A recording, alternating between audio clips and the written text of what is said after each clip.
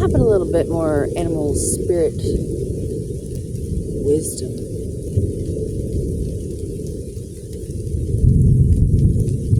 Wisdom on what to spear if it's taking away your it factor, draining you of your it. That's the wisdom of Bat. They've been in the cave. They've done the work. They've gotten to know their shadow.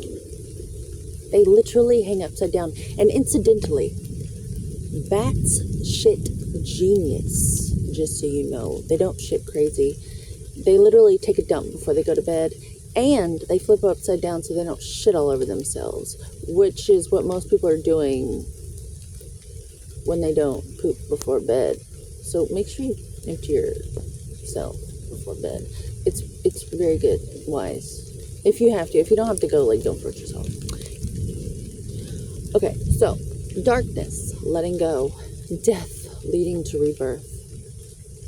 Before emerging, the bat waits for the sun to set and the moon to rise. In the darkness, it can see all that was invisible in the daylight hours. The bat is a master of the subtle senses, of the underlying forces that cause some things to prosper and others to fade. They can see in the dark, like most shamans.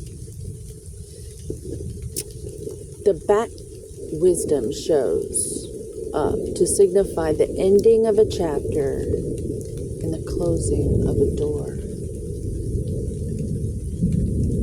The bat comes swiftly, encouraging us to move on. In just a few hours, a new day dawns. No more lingering in the past. When in balance, accepts, adapts, adjusts.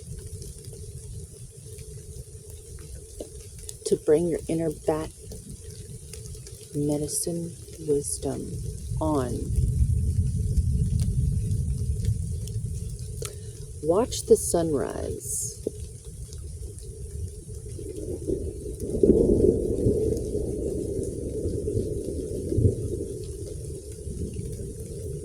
If you can get through this bat period,